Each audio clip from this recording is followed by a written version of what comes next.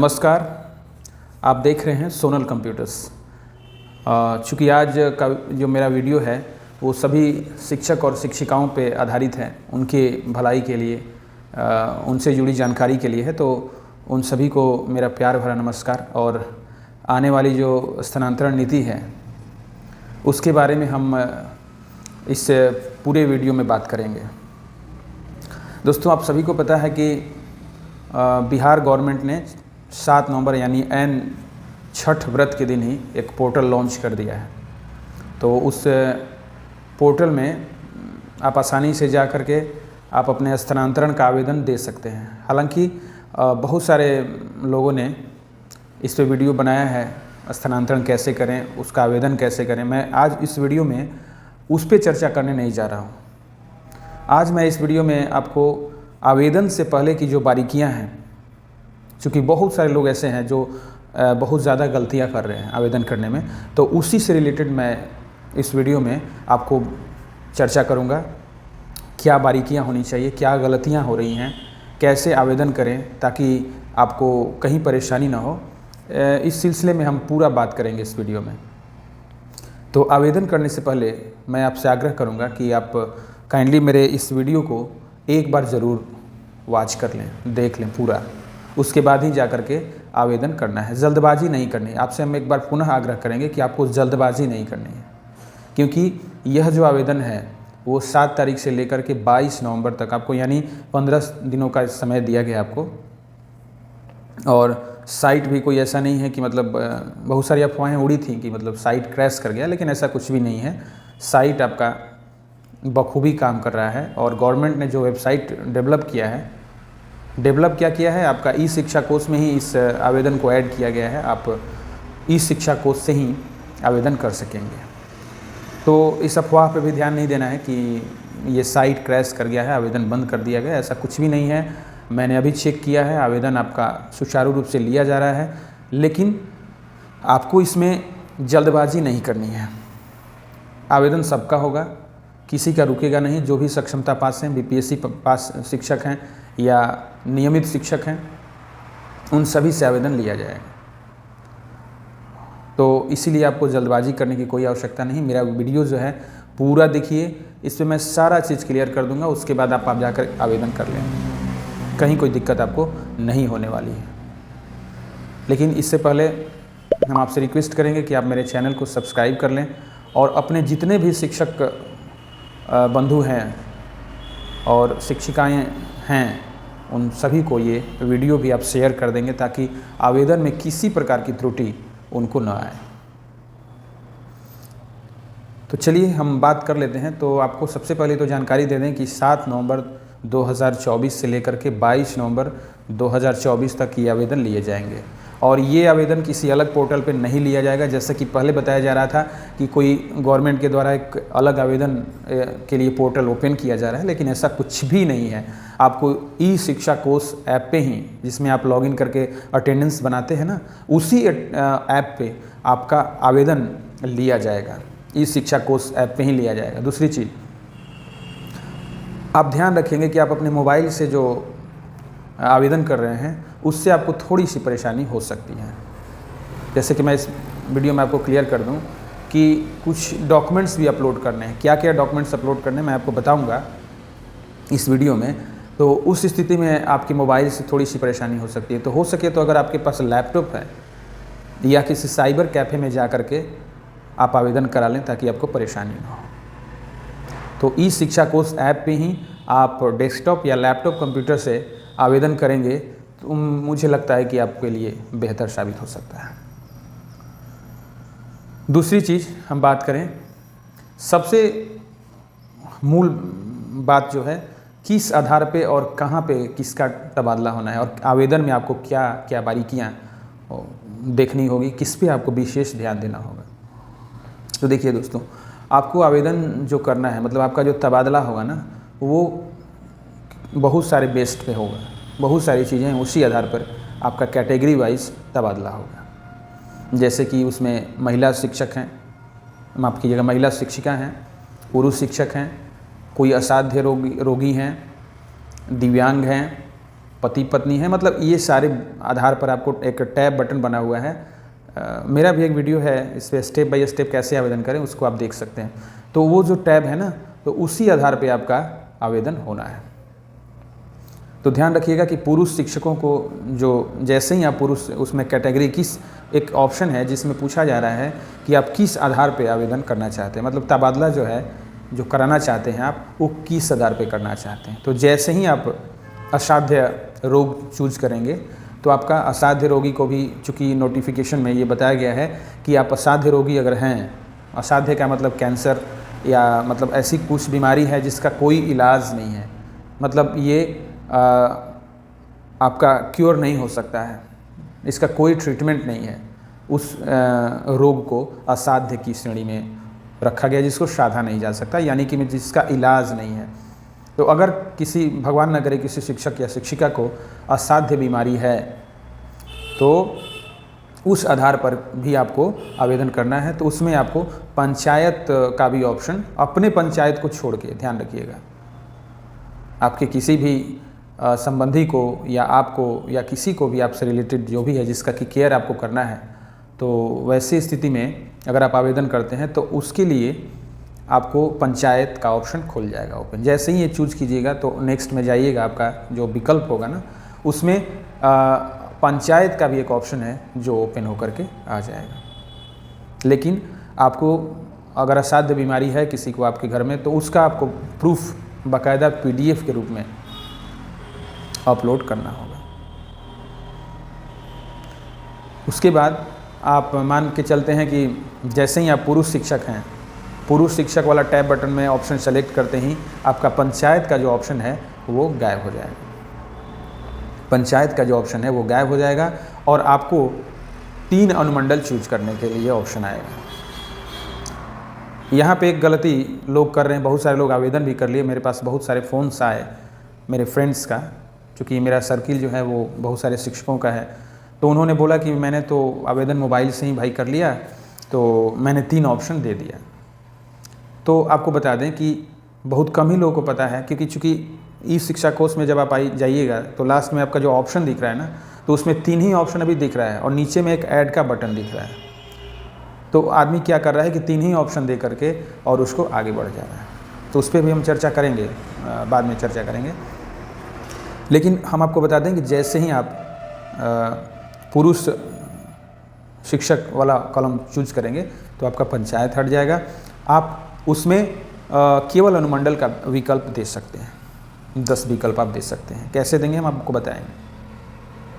उसके बाद उसी तरह से अगर हैंडीकैप्ड हैं तो उसमें आपका पंचायत का ऑप्शन खुल जाएगा। हैंडीकैप्ड के लिए भी आपको प्रूफ प्रोवाइड करना होगा, किसी मतलब जो भी आपका उचित अधिकारी हैं उससे आपका हैंडीकैप का सर्टिफिकेट आपको अपलोड करना होगा, तभी जा करके गवर्नमेंट उस पर विचार करेगी। उसके बाद अगर कोई रोग है आपको, जिसके असाध्य के अलावा भी बहुत सारी बीमारियां होती हैं ना, तो ऐसी बीमारी अगर आपको है, आप नहीं चल पा रहे हैं, कहीं नहीं जाने के लिए मतलब स्थिति में हैं, तो उस स्थिति में भी आपको पंचायत का ऑप्शन खुलेगा। लेकिन ध्यान रखिएगा कि अगर कोई बीमारी के आधार पे आप ट्रांसफ़र लेना चाहते हैं ना, तो उसमें आपको सिविल सर्जन जो आपके होते हैं, सिविल सर्जन के स्तर से, किसी भी MBBS वगैरह से आप बना करके डाल देंगे, उससे आपका विचार नहीं किया जाएगा, ठीक है।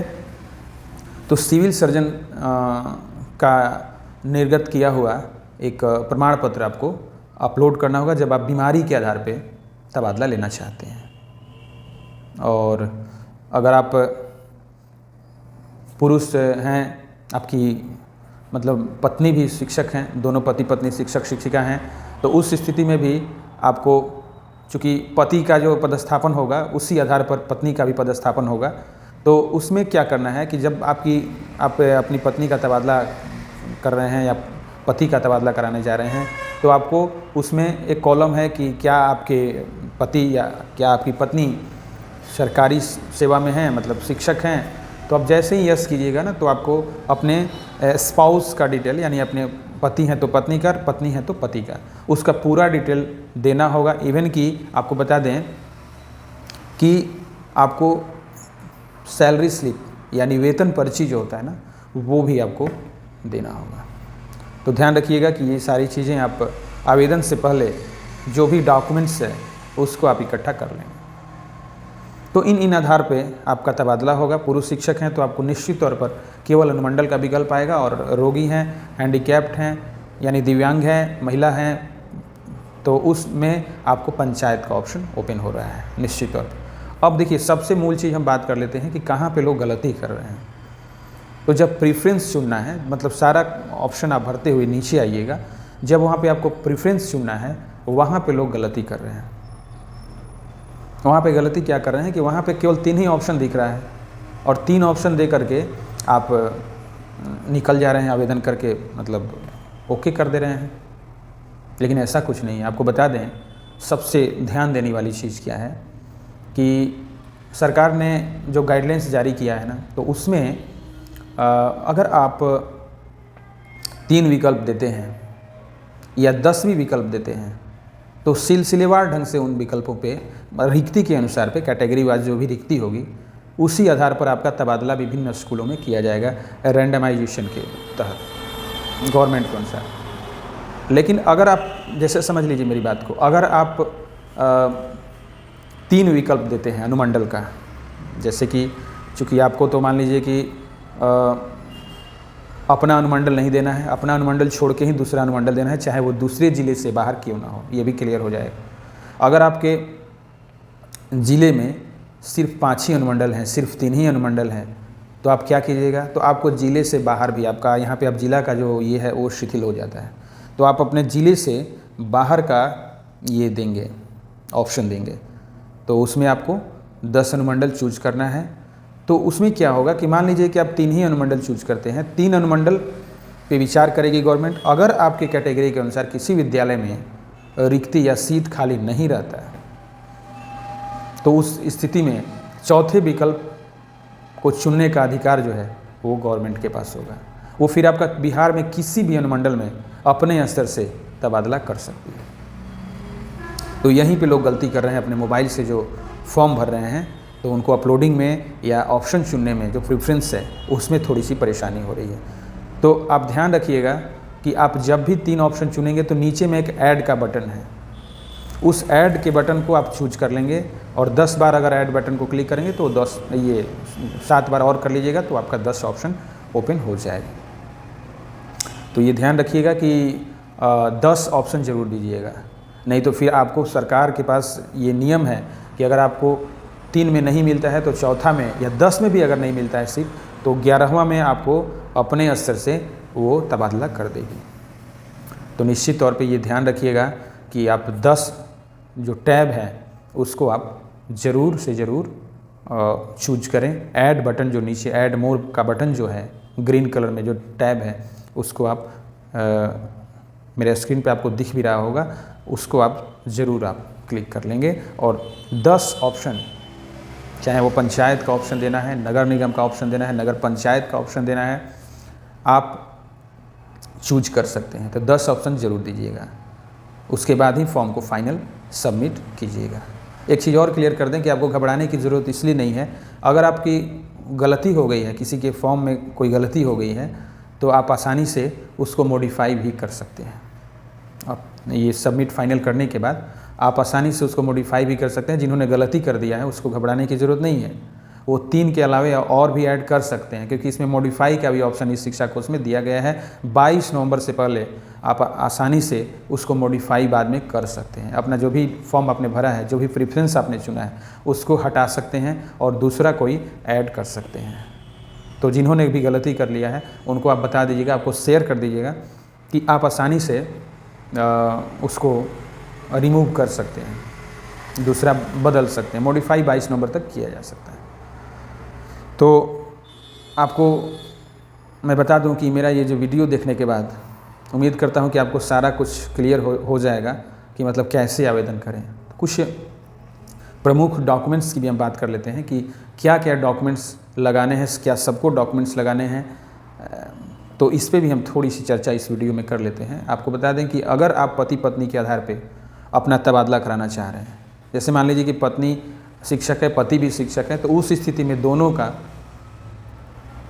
ये पे स्लिप आपको वेतन पर्ची एक प्रूफ के रूप में देना होगा, जो कि उस मतलब अधिकारी से निर्गत हो जिसको कि सरकार ने मतलब ये घोषित किया है कि मतलब इन्हीं के द्वारा, जैसे मान लीजिए कि आपके प्रखंड शिक्षा पदाधिकारी हो गए, डीओ कार्यालय में शिक्षा पदाधिकारी हो गए, मतलब इनसे निर्गत किया हुआ आपका वेतन पर्ची होना चाहिए। आप देख लीजिएगा।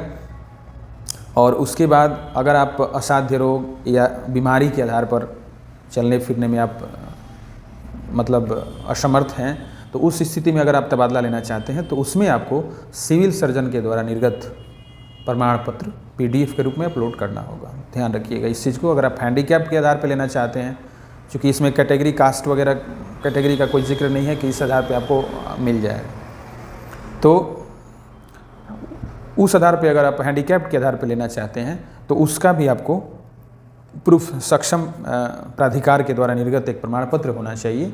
उस प्रूफ को आप अपलोड करेंगे। एक प्रश्न का मैं और यहाँ पे सॉल्यूशन दे देता हूँ इस वीडियो में। बहुत सारे लोगों ने मेरे से प्रश्न पूछा कि क्या केवल नगर निगम में दिया जा सकता है या केवल नगर पंचायत में दिया जा सकता है। तो निश्चित तौर पे दिया जा सकता है।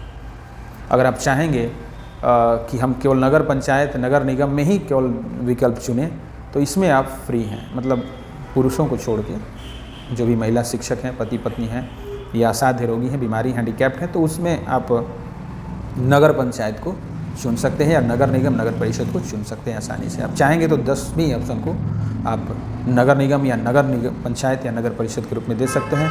लेकिन ध्यान रखिएगा कि यहाँ पे फाइट ज़्यादा होगा, यहाँ पे आपका तबादला होना थोड़ा सा मुश्किल हो सकता है। इसीलिए आप ध्यान रखिएगा कि ऐसे ही जगह पे आप ये ऑप्शन चूज करें जहाँ पे आपको सीट भी मिल जाए।